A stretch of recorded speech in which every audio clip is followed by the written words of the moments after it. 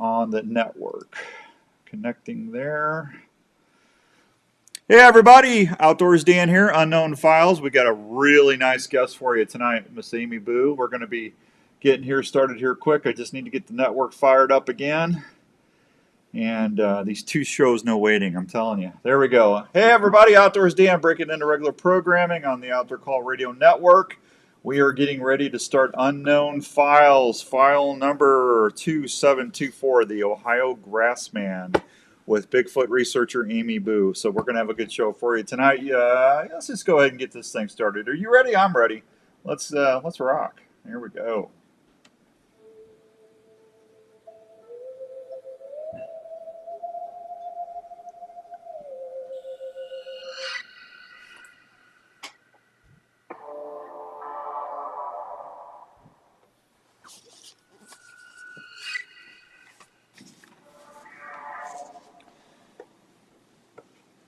All right, welcome to this week's edition of the Unknown Files Show. Outdoors Dan here. Hope everyone's doing well. Today it's Wednesday, February 7th, and we're cooking second or third show back from the little hunting break. It was nice to get back. I know a lot of folks were wanting to watch, so let me know when you're on watching and give us a wave, and I'll say hi to everybody.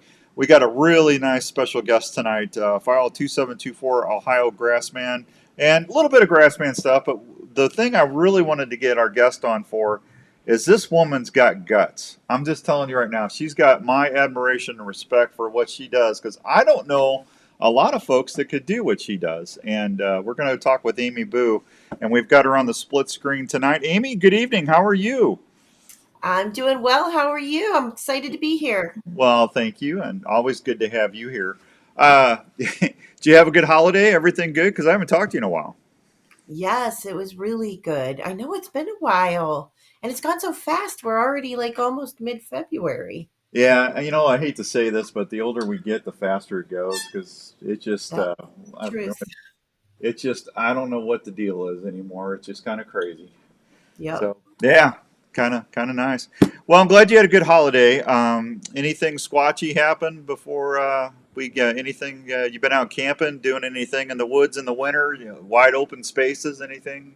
I Anything? love winter camping. Yeah, I was out a couple of times camping, didn't see anything, but I love winter camping. That's probably my favorite time to go because you can look for tracks, in the snow and everything. It's pretty freezing, but you feel like you've accomplished something when you're out camping in the winter time. Well, that's awesome.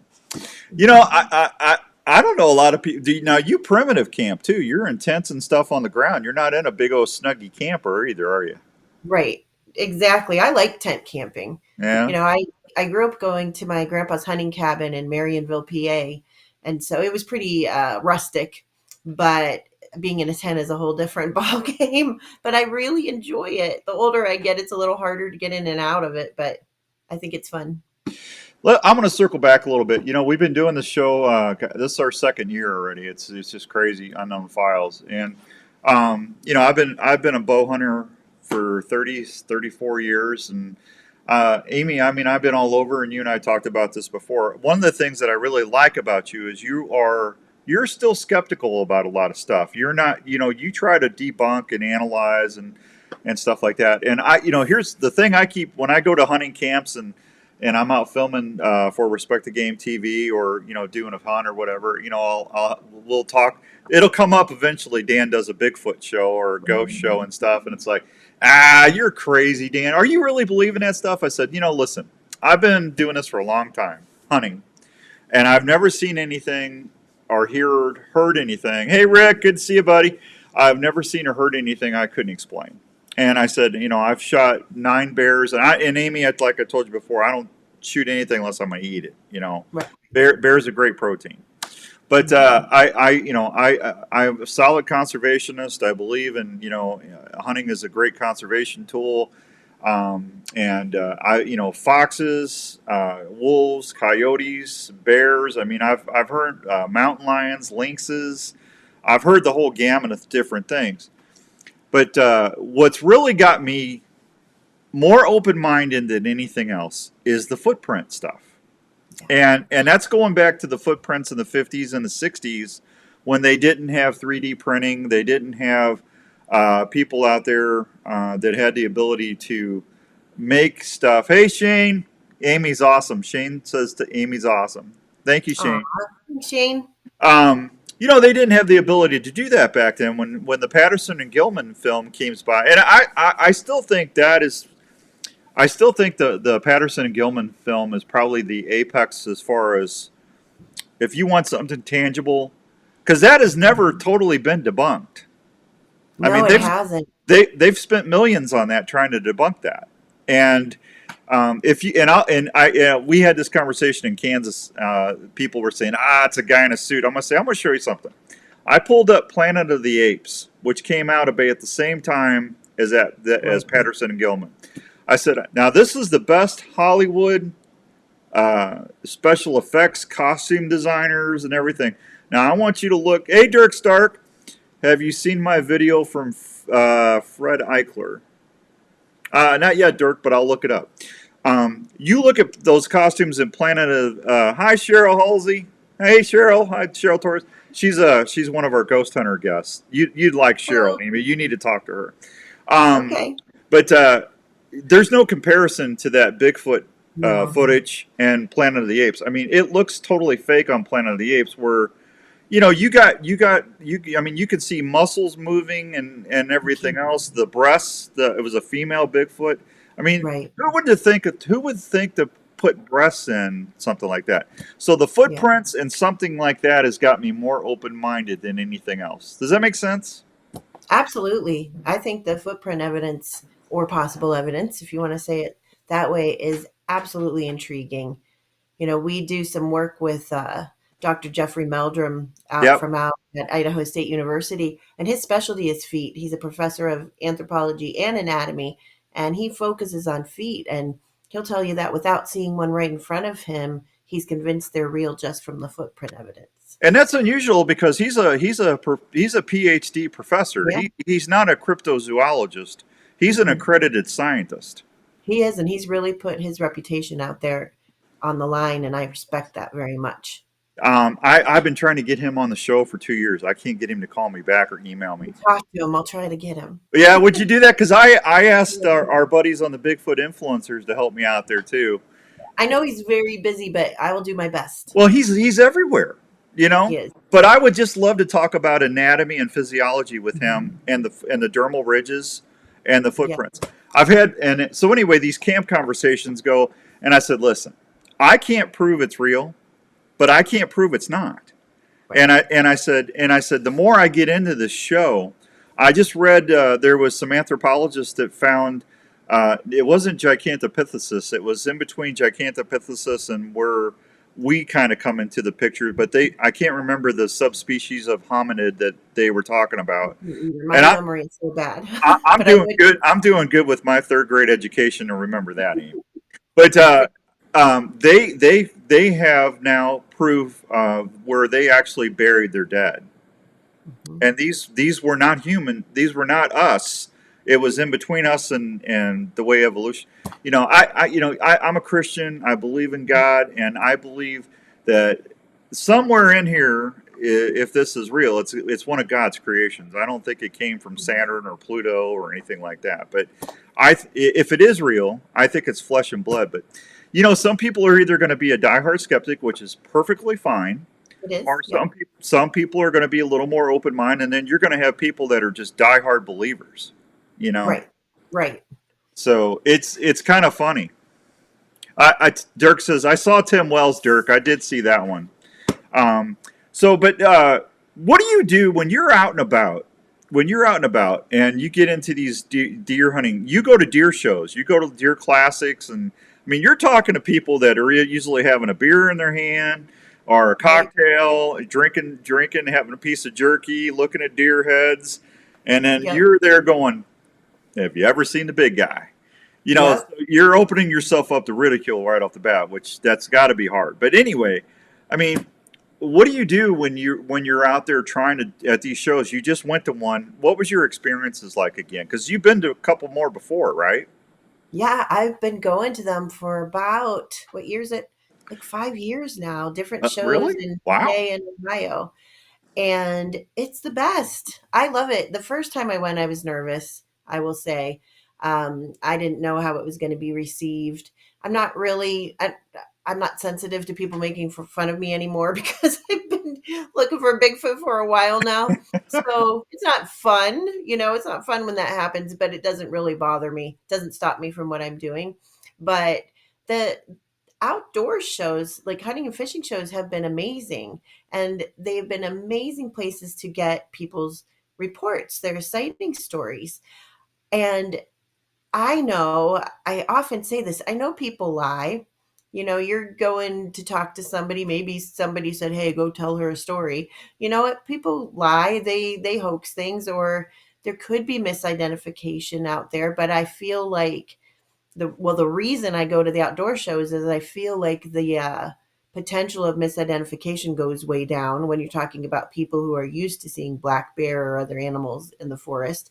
So the people that you're talking to, I just I don't think misidentification is going to be a big part of that. It's just Yeah. my personal. No, But most of I them, think you're on. I think you're 100% yeah, on. We got Mark Parker's watching us right now, and hey Tim, Mark, good evening. Anita Joe, good evening. Thanks for watching. Mark Parker was in A Flash of Beauty. Have you seen that documentary? oh yeah, yes. Yeah. Do you know I was Mark? in it for about like 5 seconds, 10 seconds, maybe.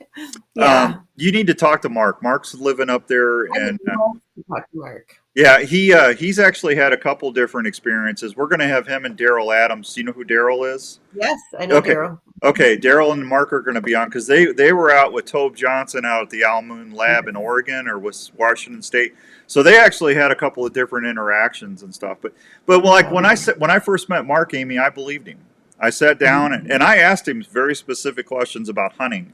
I said, what was your thermals like? What was the wind direction? And he was spot on with his hunting knowledge. I mean, he could tell me Right, if you were going to go hunt an elk, this is what he was doing, and he was right on. right. And I believed what he said. I can't prove what he said he saw, but he's been around bears all the time, so he knew he didn't what he was seeing was not a bear. Right. You know, Right, and that's what I think is gonna always happen at these shows. So for some of the people that talk to us, they are so sincere. Like, you can feel the emotion coming off of these men and women that tell us their stories. I don't think everybody's out there lying about it. I don't well, think so. no, I mean you got hundreds of thousands of sightings and Right. reports, and I mean, I think the majority of them. Now, you tell me how you feel, but this is just my opinion. I think the majority of them are misidentification or something. Like when you first had Mhm. your first, you were traveling. If I remember right, you were traveling on the interstate, and you looked down a creek or a river, and you It was, just yeah, saw, along a yeah, reservoir, yeah, yeah, you just saw something for like a few seconds, right. and that's what got you into this, right? Yeah, but I don't know what it was, right. Right. Yeah. But So it was I was like, "Oh my gosh, that looks like what I would think Bigfoot would look like." But I was like, "Yeah, I don't know," but it got me interested, yeah. yeah, when I'm at different deer camps or whatever, and guys are giving me trouble. I don't think you know this because I saved this for you for when you came on. But when I was in Kansas this last year, I had a couple guys, come up and say, "Do you really believe it?" I said, "Guys, I've loved Bigfoot. I love the lore of it. I love the stories. I was ever since I was a kid." I said, the practical side, the hunter in me says I haven't seen tracks or anything that I can say. Now, doing this thing, like I just said, I'm more open minded about it, but somebody's seeing something because there's hundreds and hundreds of thousands of things throughout North America. And some of these people are diehard hunters. Now I've shot 9 bears or nine, yeah, 9 bear. I've taken 9 bears. I know how bears move. I know what they look like when they're posturing or doing different things. I know what they sound like when they're popping their jaws or they're bluff charging. I know what that is. Right. And some of this stuff when I talk to these people, that they're describing activity that's not a bear. 100%. And I know that I don't know if I've seen Bigfoot because I had Yeah. that initial maybe sighting. I had another maybe sighting, but I'm not sure. But I talk to hunters who are absolutely sure that what they saw was not a bear, was not a person. One of the things that affected me the most was an older gentleman at one of the outdoor shows who talked about, the opening of deer season being his Christmas, and he doesn't go back in the woods anymore because of Uh, what he saw. yeah, And was that that happens was that over and over again. was that the guy that came back to you after he talked to Yes, you, and then he came back and yes, he started crying? yes, Yeah, yes. yeah, I remember that. Yeah. That happens often, like more often than you would think, that somebody gets emotional about it. Well, did I tell you that I got a chance to meet a gentleman up in Minnesota? Did we talk after I went up to Minnesota walleye fishing and I met that gentleman up there? He Native American gentleman. Oh, no, uh-uh. His whole living room was nothing but castings of Bigfoot tracks. Wow. Oh man, I would love to talk to him. I Yeah, love the whole Native American aspect of it. super nice guy. Him and his Yeah. him and his fiance. I went in there, had some coffee with him, and he actually sent me a Bigfoot casting. It was Wonderful. really nice gentleman. But I mean, he was telling me about all the stuff going on in the reservations there where I go fishing, and I hunt right on the other side of a reservation. When I do get a chance to draw a bear tag, that's where I hunt. And Right. I'm walking out of that swamp at night by myself with just a camera and a bow, because Yeah. I'm filming it for the TV show. But I mean, it gets a little hairy walking out of that Yeah. swamp at night. But I mean, when you hear a bear, you will never hear a bear walking to you. You'll see the bear before you hear him, unless he's popping brush. They because their pads, their pads when they walk, they're just whisper quiet unless they get on a big branch or a stick and they'll break it and pop it. You'll hear them do that. But he says, Dan, I found trees that were just taken and twisted. And I asked him, now I said, now, couldn't that have been a moose breaking his antlers? I mean, moose are big animals. He Yeah. goes, he goes, I'm not saying it couldn't have been, but Dan, the way this was broke, it wasn't. I just don't think it was. And this guy's in the woods all the time, Amy. Right. But I don't. Have you been around bears at all? Very much. Yeah. Black Okay. bear a lot. In Montana, we had Oh, okay. You were in. some grizzly bear, but in Pennsylvania, I'm in Pennsylvania a lot, so lots of black bears. Yeah, and I'm not talking about Steelers fans. No. Okay.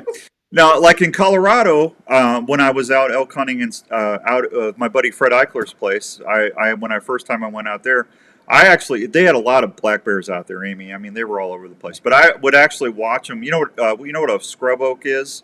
Yes. Okay. I actually would watch the bears reach up and pull the trees down to get Right. the acorns. I got that on video and everything. So I can see where some of that tree breaking and stuff could be a bear. But then again, and I don't know, Amy. Some of this stuff you can explain, but then some of the stuff you can't. I think the triangle stuff and all that. I don't know if I believe that. What do you think about that? I think, I don't know.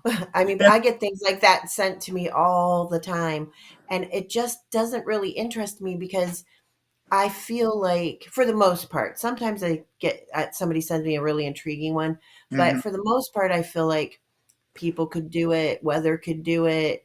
I don't know enough about what else could do that, to make me think, oh, Bigfoot. Like, I just don't know why people jump to Bigfoot for that. Yeah. Um, an interesting thing, I don't know if we talked about it last time I was on, about the Olympic project that I'm involved in out in Washington State. I And No, you did tell me a little bit about that, but yeah, tell everybody tonight, please. well, it's a group that is investigating a bunch of ground nests that were found out on the Olympic Peninsula in Washington by a logging company surveyor.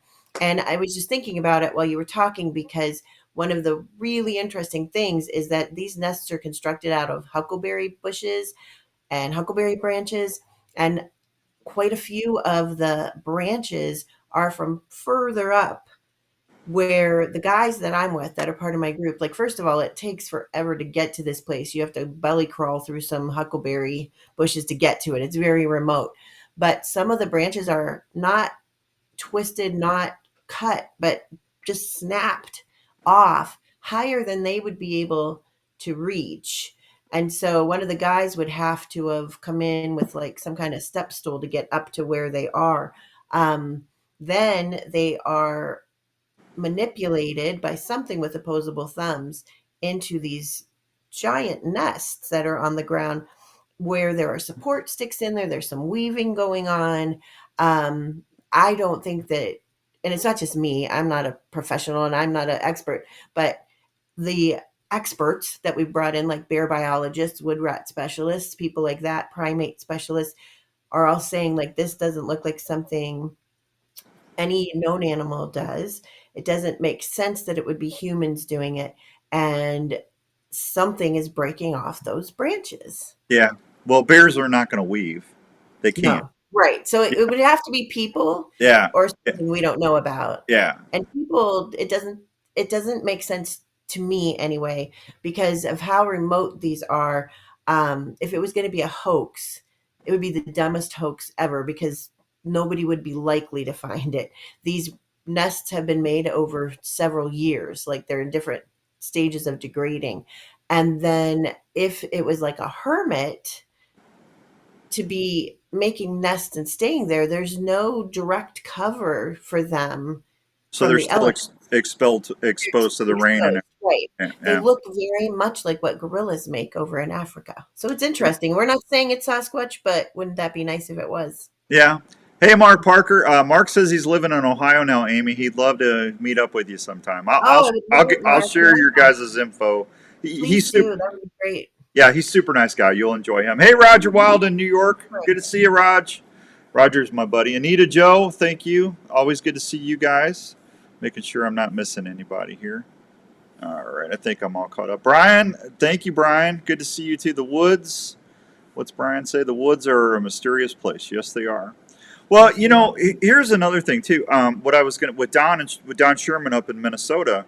He was he had a great story. This I got to tell, and folks, I have told this one, but when I was up here, he said his granddaughter was riding him and her and her friend were riding horses coming back to the village or the little town that they call I don't know if they call it a village or not, but it's the town. Yeah. And they Yes, were ma'am. they were on the res, and they there was a truck that went by them, and they saw something run across the road, and the truck smacked it. I mean, just took out the windshield and everything, and they saw it flip over the truck and go down an embankment. Well, they came up there, and by the time they got there, was another truck there, and they went over and looked, and it was gone.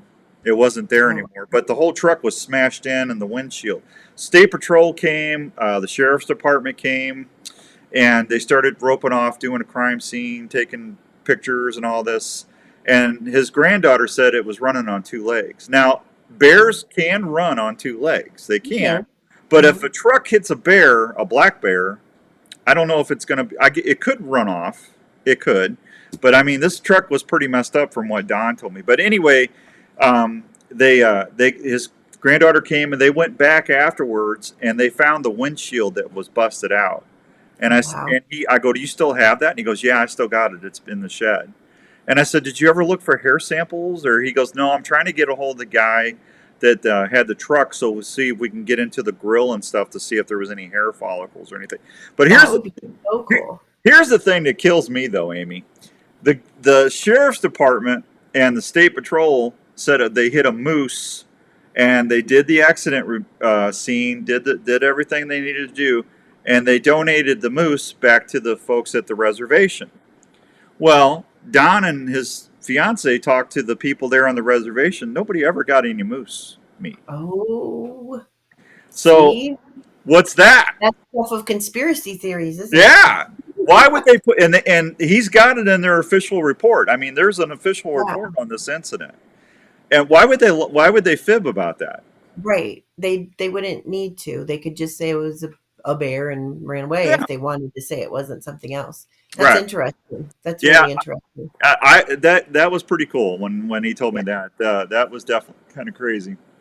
Hmm. So let's talk about the deer show real quick. What was there anything out of this one or the last one you went to that was new or anything that you were partly excited about? It was great because we keep thinking if we're going back to the same shows, the stories have to run out, right? But this one, we had so many people immediately on Friday evening when I got there because I had to work. So when after school, I had people coming up and telling me stories. And then Saturday, I was there myself. Lester was there, my research partner, Tina Sams, and Monica Bassett. And we're sitting there, and people just kept coming to us and telling us stories and telling us stories and telling us stories.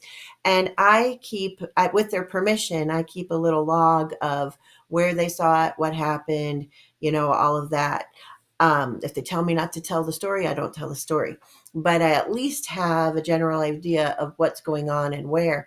And we had 12, I think it was 11 or 12, I believe, new reports from the same area, from Damascus, Ohio, and Salem, Ohio area, Columbiana County. Columbiana County has a ton of reports historically. And these were people that didn't know each other. They came on different days. They were telling their stories. So within the same time frame, 12 different people were saying that they were seeing Bigfoot, and their descriptions were the same, because that's not always true. I've had descriptions of a 4 foot tall white Bigfoot to, a 8 foot tall dark Bigfoot.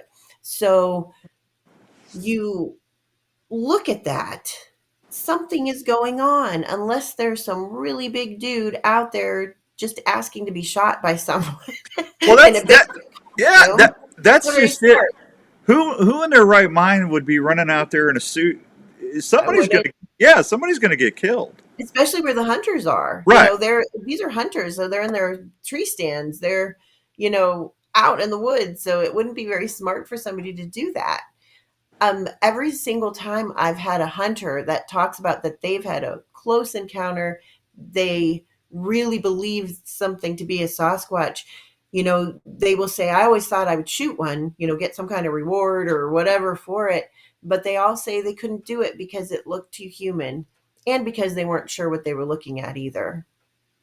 Yeah, I'm just telling you right now, folks. If I would ever see something like that, I wouldn't shoot it. Mhm. I would try to get down and get it on video, or take audio, or get the camera on it, and get clear footage. But I just, if I'm not going to eat it, I'm not going to shoot it, and I'm not eating Bigfoot. I'm just I always not. say, what if it was the last Bigfoot and you shot it? That would be terrible. I couldn't do it. I wouldn't be able to. I don't care how much money or fame you would get out of that. I just couldn't do it. I'm just telling you right now. So Me either. yeah. Now my buddy Daryl, who is buddies with Mark, Daryl, Daryl was on Flash of Beauty too. Daryl sent me some stuff from Almoon Lab. And how many wood knocks have you heard in your life? Me? Yeah. A few possible ones. I get mad at myself about how skeptical I am sometimes, because I really want things to be Bigfoot. Like, I want to say yes, it was Bigfoot, but I just can't because I well, don't know. well, But I've heard. that could be Go ahead. hoaxed so easy. It could be, but I was in the biggest one I can remember is I was in Kentucky, and we were out there. I always say I can't say nobody else was out there because we were out there, so somebody else could be out there. But I don't know that anybody out there would know that we were out there looking for Bigfoot. So why they would make wood knocks doesn't make sense to me, but I can't rule it out. But yeah, I was actually hanging out. This had nothing to do with Bigfoot. It just happened to be a clearing. There was like an old cemetery. So Uh, that was where I was hanging out, while teams went out. I was kind of like the base camp, if you want to say that. Um, and everybody had come back, and there was just this giant, what sounded like a wood knock, like it sounded like a home run bat crack out from the woods. I don't know what that was, but I was like, okay, that's what people say they're hearing. yeah. And then when I was in Stevens County, Washington, up above Spokane, we were camping up there and heard different things that sounded like wood knocks. And then also when I was in Mount Hood National Forest. So for folks that they've never heard that. This is what Amy and I are talking about, and this is from Daryl. Mark and Daryl recorded this out in Oregon or Washington State where they were living. Daryl, I apologize, I can't remember that. Mark, you're on here still. Where was that? Where was the Wood Knox recording?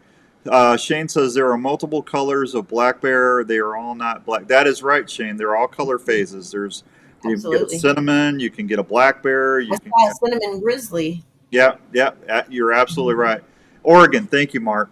This is from Daryl's file, Amy, if you can hear this.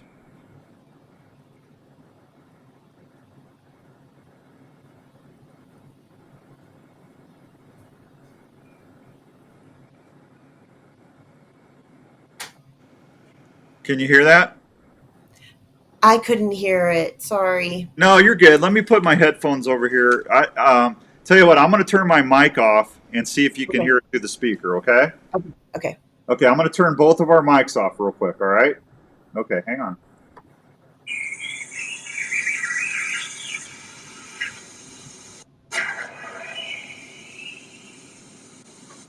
Did you hear that? I heard that. Yeah. Sorry about that. I forgot my feed things No, mixed up. that's okay. Yeah. Yeah, that would be scary if you're out in the woods.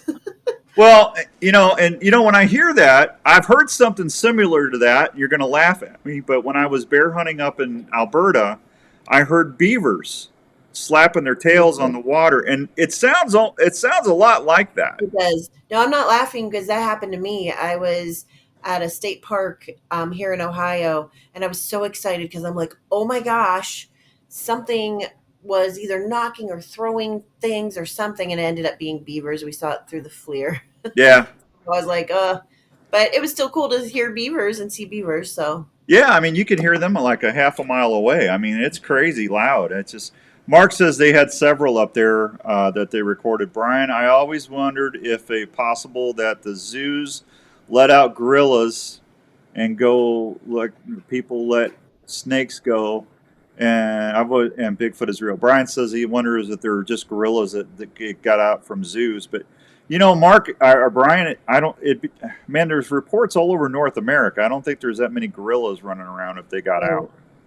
One of my best reports I took was a guy who was a wildlife exterminator, Yeah, and that's what he thought when he saw what he saw. The first thought was not Bigfoot because it was smaller right. and it was a different color, and he thought was something had something escaped, some primate escaped from a private collector or something like that.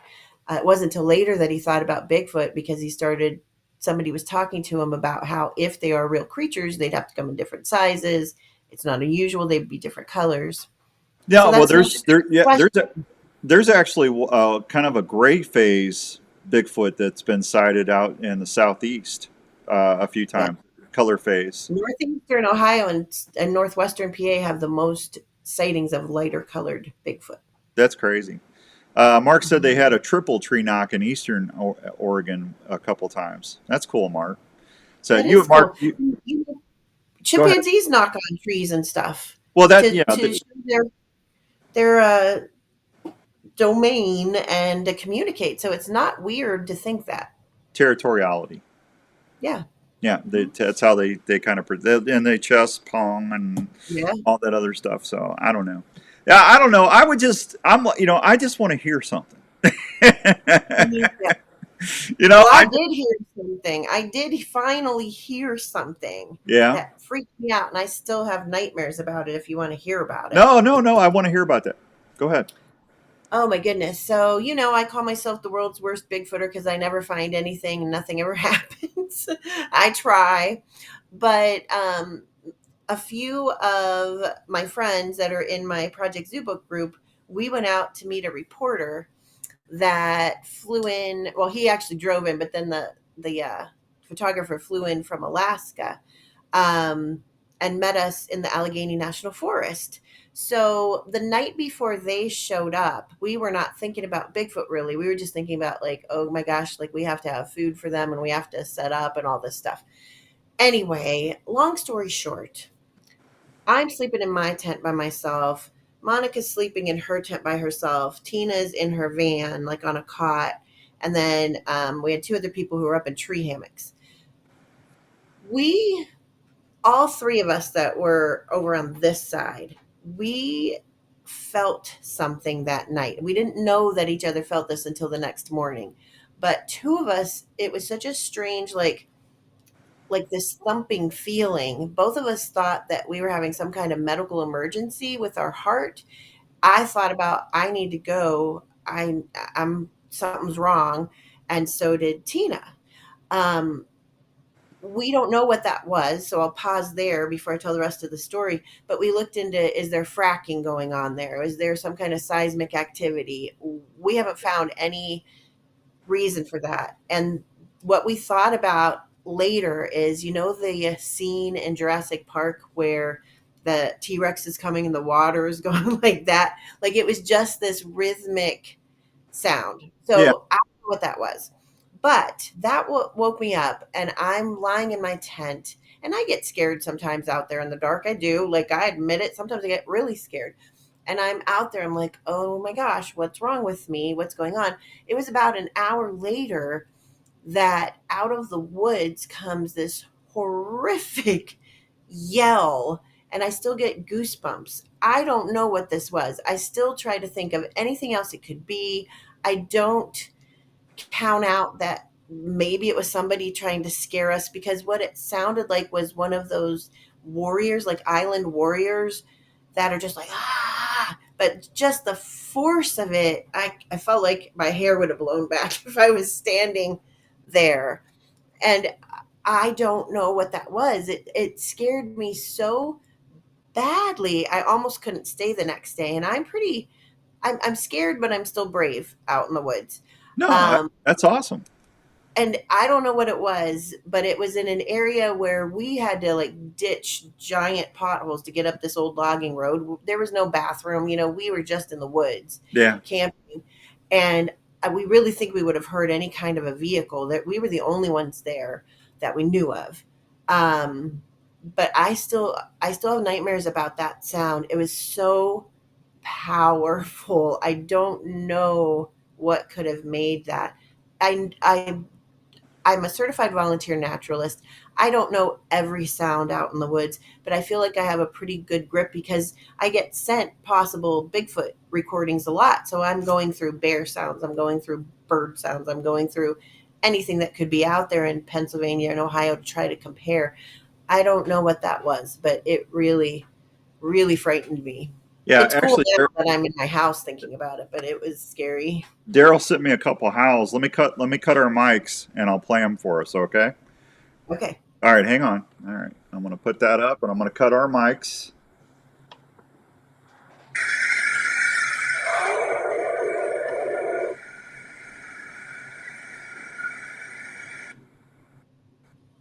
Did you Did you hear that? I did. That was scary. Yeah. Okay. Now hang on. I got another one for you. Hang on.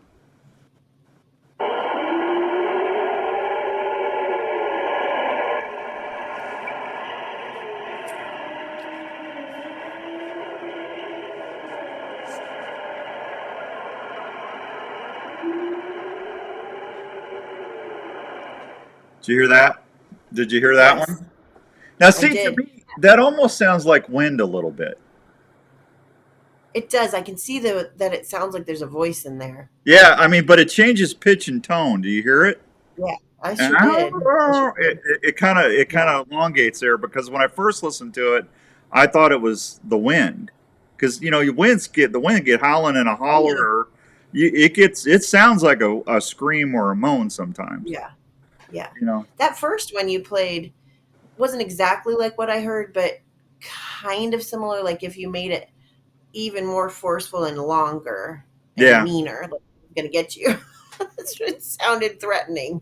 Well, when you talk to Mark and Daryl, you're going to have. I mean, Daryl's great. He's Yeah. got stuff that's just to freak you out. I mean, he's got Right. peanut butter disappearing off of trees Yep. on Yep. time lapse and stuff, and it's like, now, is there bears there? Because a bear will eat peanut butter, and so well, but Dan, it didn't show up on the camera, and I Right. go, yeah, I don't understand that either. That's kind of weird. Cheryl says we've experienced something similar to that rhythmic sound on an investigation before. I was actually counting out the rhythms and the beat of it. That is amazing. Yeah, thank you, Cheryl.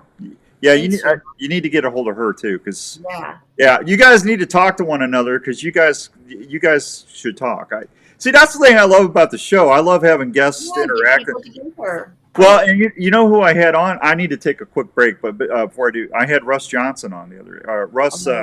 Jones. Russ Jones, Dr. Russ Jones. Jones. Yeah, he's great. Yeah, he has got. I mean, that he's on it. I mean, and He that guy, is that guy's smart. he's a naturalist. Yeah, And I never thought about this, but with all the abandoned mines and stuff that are out through West Virginia and everything, he said that they've actually ran into stuff that they heard moaning and groaning out in the mines, out in the middle of nowhere, and it freaked them out, because absolutely. they think they were denning up in there.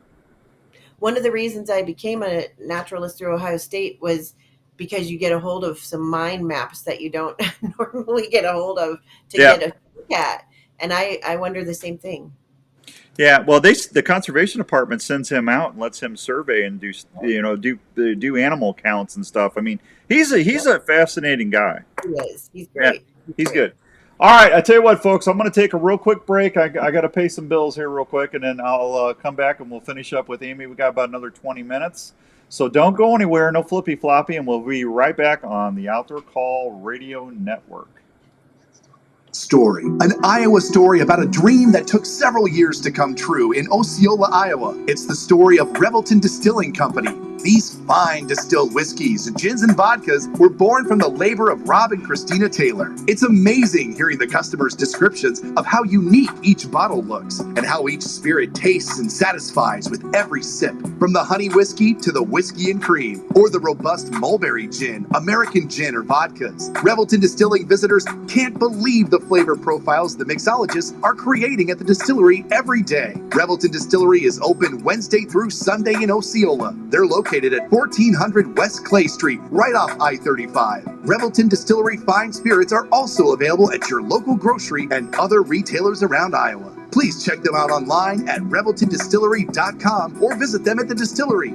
If it's time to celebrate or just time to sit back and unwind, well, then it's time for a Revelton moment. If you're an archer, you know how important the feel and performance of a bow is on your ability to send that arrow to where it needs to go. Thank Not you, all Robert. bows are made the same, and that's especially true when it comes Thank to you, Tony. gearhead. Gearhead bows are made in the USA and feature models that are compact, quiet, and lightweight. These bows maneuver extremely well, whether you're in the tree stand or the ground blind. If you're a saddle hunter, Gearhead is definitely a bow you need to check out. Gearhead bows are engineered to be ahead of the game on the newest tech available out there. Gearhead shoots for 100% customer satisfaction every day. They are constantly looking at ways to keep Gearhead bows quiet, deadly accurate, and affordable. So when you're looking for your next hunting partner, head over to your nearest dealer like Archery Field and Sports in Altoona, Iowa, or go online to www.gearheadarchery.com. Stack the deck on your next hunt with Gearhead. Shop online at gearheadarchery.com or locally at Archery Field and Sports in Altoona.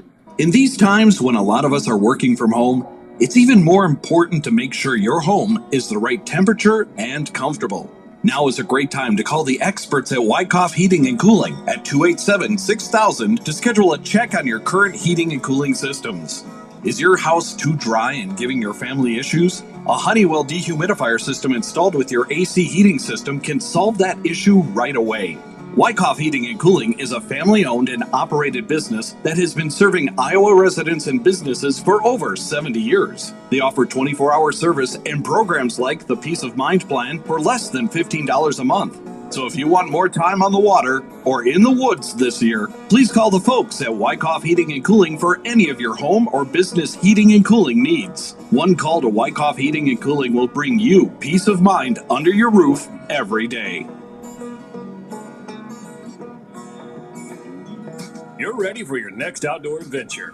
Wouldn't it be nice to have high-definition footage as a fun memory of your time in the outdoors? Well, Tacticam has been helping hunters do that very thing. Last Whether one, it's guys. Our 5.0 or the 5.0 wide camera, you're going to capture your hunts like never before. They can help you cover your bow fishing trips with the new Tacticam Fish Cam that's totally waterproof and ready to record some awesome bow fishing action. All the Tacticam cameras feature 4K resolution, Wi-Fi compatible, feature live stream capabilities, with over 2.5 hours of record time that feature image stabilization that's far above other cameras in its class. The Tacticam remote lets you hook up multiple cameras to one remote to capture more angles and shots like never before. So when you're ready to record your next hunting or fishing adventure, don't forget to take your Tacticam camera. You'll be able to relive your trips like never before. Tacticam.com for more info.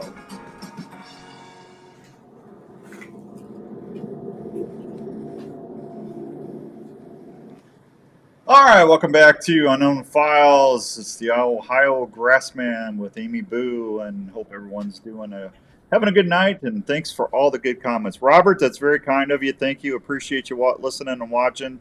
Tony, thank you very much. Mark Parker, always good to hear from you, buddy. Tim Strobel, I've experienced rough grouse that can give you a rhythmic feeling. Yeah, that's it. That's called infrasound. I Yeah, think. I've heard a grouse. Yeah. Wasn't Feeling in your chest. Thought I was having heart problems first time heard it. Thank you, Tim. I appreciate that. Shane, exactly. Thank you, guys. I appreciate all the great comments. So, I got to tell you, I've been really close to bull elk before, and when they let that bugle go, I mean, Mhm. and it's just like turkeys. I don't know if you've ever been turkey hunting.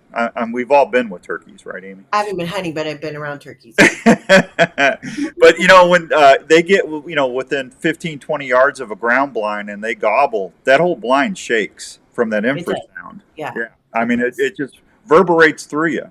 It's awesome. I mean, if I ever lose appreciation for that, I'll just go fish. But that's what keeps me going. But you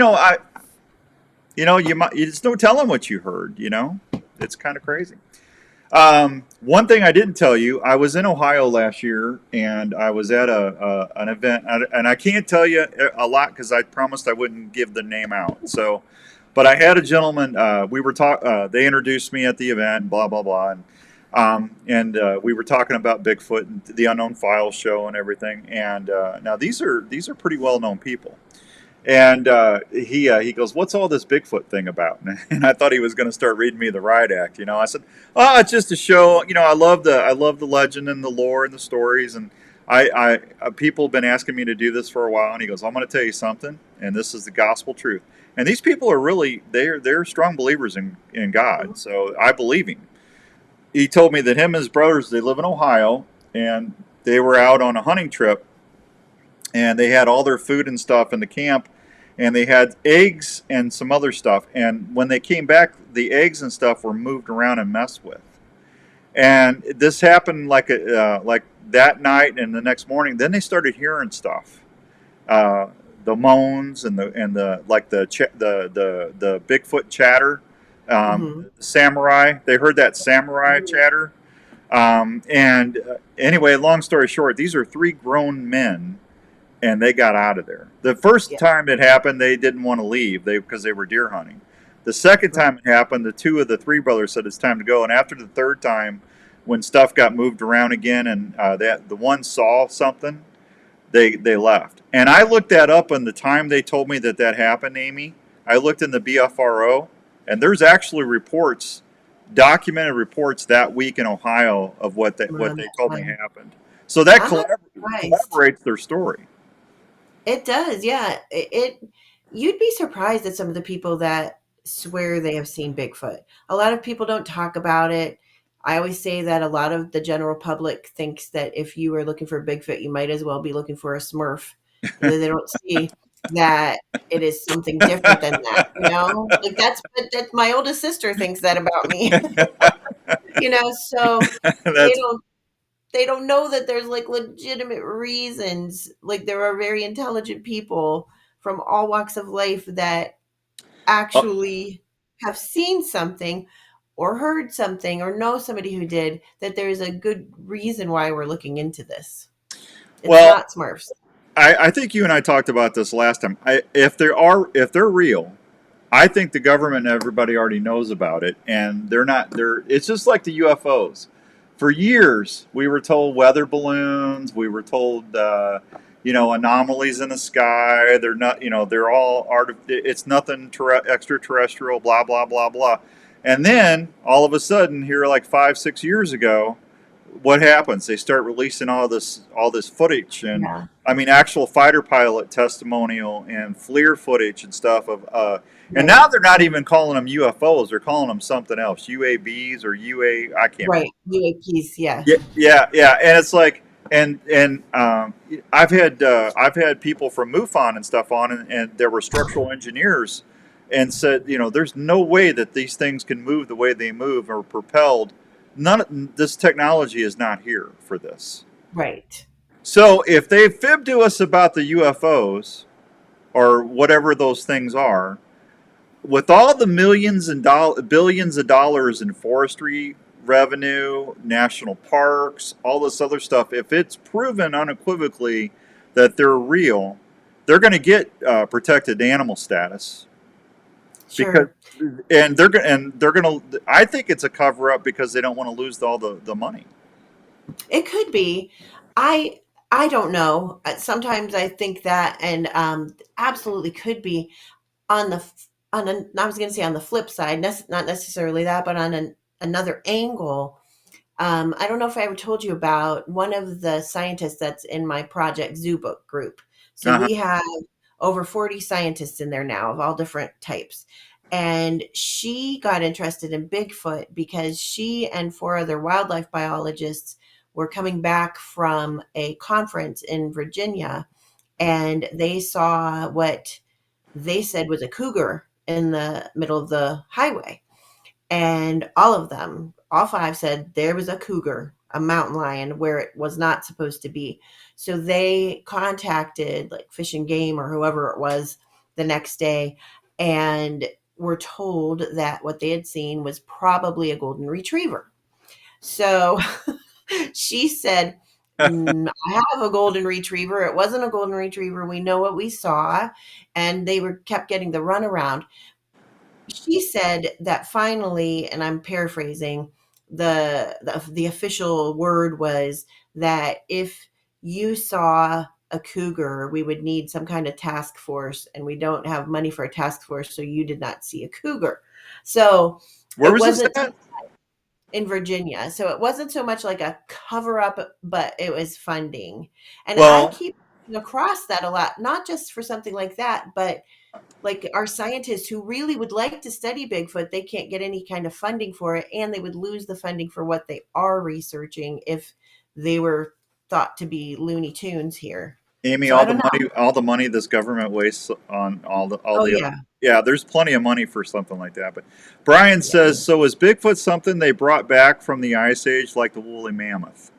That's a theory, Brian. I haven't heard that one before, but hey, I you never thought know, about that. Who never thought knows? about that. That's a good question. You don't know. I don't know. I just think from talking with Don Sherman, and do you know Mel Scahan? Mel Scahan up I in. do. Yeah, Yes. there's another Native American gentleman Yes. that's I'm gonna get him back on the show. I really like him. But I mean, Yeah. every tribe, every nation has a word for Bigfoot. It's several. I mean, you're talking hundreds of different Native American tribes or nations. Right. I apologize if I'm not saying that right, folks. They've all got a word for it. Now, if there wasn't something there, why would they all have a different name for it? Right. That's my number one reason I'm fascinated with this. Yeah, I got the chance to go out to the Blackfoot Nation in Montana a while back, and every person on that reservation had a story, and it wasn't just mythological. It wasn't just a moral tale.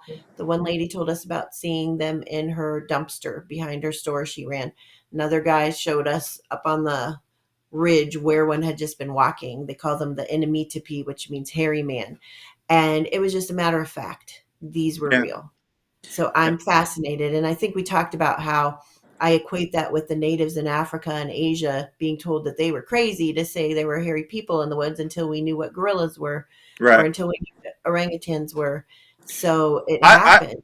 I don't think they're primates, and Well, that's I was talking to somebody the other day because I think if they were primates, we would have already been able to prove they're real.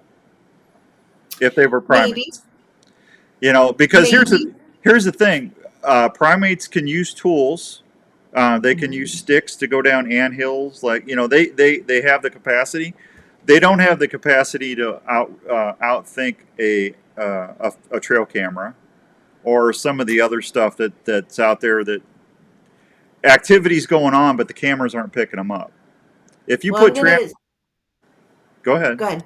No, I was just going to I'm say, going to point you they, somewhere. I'm going to point you somewhere. okay, go ahead. Look into the Cross River gorillas. They're a subspecies of gorilla over on the Mm. border of Cameroon and Nigeria, and it was just this century that we finally caught them on a camera Oh, trap and I'm proved not them to be saying. real. Yeah, I'm not saying that, Amy. I'm not Wait, arguing with. wait. Yeah, they're in areas where people just never put a footprint in. I mean, look at the Pacific Northwest. I mean, you could have a plane crash Right. 5 miles from town, and you wouldn't find it for 3 years because the canopy Oh, is there's so thick. lots they've never found. Yeah, Yeah, lots of planes they've never yeah. found there. Yeah. So I'm not arguing that. I just think with all the people and the technology and everything, I think there's a superior intellect or if it's real. I Mhm. think that's the reason why it's so advanced. And I'll be honest with you, Amy, if it was me, I wouldn't want anything to do with us either. Right. Oh, We're, me neither. yeah, And we're you could absolutely be right. You could absolutely be right. The only reason I brought up those gorillas is because one of the primate specialists I work with, the curator at the place he used to work, had been out in that area for 8 years and never could find them. hmm Never, like, was out there all the time looking, putting up cameras, all that. Finally caught a glimpse of them, like a few of them for 10 seconds in 8 years. So they were very good at hiding. And that first video they took of those gorillas, they were all staring at the camera. Like they knew it was there. The silverback bluff charged that camera. So I'm like, okay, they're intelligent enough to avoid those cameras for the most part. And they knew it was there, whether they could smell it, hear something, I don't know. If if they are more primate like toward the end of orangutans or gorillas, and I don't know, but if they were, I would think there would have to not be that many of them. Well, If and they're smart, I if they're human, then I think that you're right that they would that their intelligence could keep them hidden. So I don't know, but I think I get what you're saying. yeah, it's I get just what my hypothesis. yeah. I can't prove it one way or the other. It's Well, just either can I. yeah, it's just after talking with Mel and everything, he says that they migrate. They migrate when the food changes. With the They go food, from high to I low when think the berries and everything, they migrate out. So it's not that there's probably a limited amount of them are running around. So that's why you're not seeing them yeah, like I see 'em. think so. But I think they move to where the food and shelter and stuff goes. I think they're very much they would have to be like a nomadic species. Right. That makes sense? Oh, absolutely. I think the same. I think the same. If they're real, I think that that's what they'd have to do. Yeah. It's just my theory, but Mhm. I think they've got to have a superior intellect. Like Mark's experience, I'm going to let Mark tell you his experience firsthand because I don't want to ruin it for him. I want him to tell you. Oh, But sure. I'd love to just hear. from his eyewitness account of what happened, a primate wouldn't have done that. A primate would have done something differently. And Mhm. Oh, I get it. I'm not a primate expert at all, Me but neither.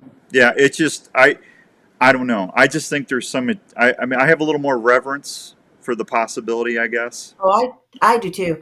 I've just learned the only reason I'm even suggesting it could be is because I've learned how smart primates are. Oh, they're amazing animals. Yeah, So I still leave that open a bit, but I don't know.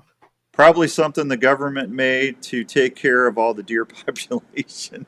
Brian, hey, I put that on Who Facebook knows? the other day, Amy. I said our deer numbers are really low. Do you think the game wardens are looking at a possible Bigfoot theft?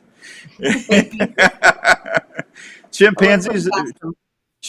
Shane says chimpanzees have been known to purposely avoid game cameras to have, as have alpha coyote wolves. Humans are technically primitives. It could be. I don't know. It'd be kind of hard to outrun a FLIR drone or something like that, though, Shane. Because I just know too many people that do certain kind of research. But again, I don't know for sure. These are I'm just guessing. So Nobody does. no, that's for sure. Amy, an hour with you always goes quick. Yes. Yeah. So what do you got going on in the next 2 minutes? You can tell. Where can people find out what you're up to? Where are you going to be doing stuff next? All right. Well, you can always contact me at bigfootamy@gmail.com. If you're interested, if you have any stories, especially if you're a scientist looking into this, that's who we would love to talk to. Coming up in February and March, almost every weekend, I'm going to be at a different outdoor show, either in Ohio or Pennsylvania. 2 weekends from now, I'll be in Monroeville, then Altoona. I'll be in Clearfield County in Akron, Ohio, all over the place getting those reports. I'm going to be in Gatlinburg at the big Bigfoot conference this July. I'll be out in Washington State coming up here, doing some research and speaking somewhere, and still working on my book. There you So hopefully that'll be out sooner rather than later. All right. That sounds like fun, young lady. I can't wait to hear your next adventures and stuff. Amy, always a pleasure. Thank you so much, and we'll look Thank forward. you. If something happens, make sure you get a hold Oh, of me. I'll So let we you can know. talk about. Yeah, and Absolutely. can we get you on towards the summer sometime? Yes, I'd love that. Okay, Amy. Thank you. God bless you. Thanks. You too. There Bye, she Dan. goes, Amy Boo. Everybody, what a great show! All right, I'm going to say goodbye to our Facebook audience here real quick, and if I can find my button, what happened to my button? And I'm going to finish up on the Outdoor Call Radio app. Goodbye, everybody. See y'all later. Thank you for spending another time with us on Unknown Files.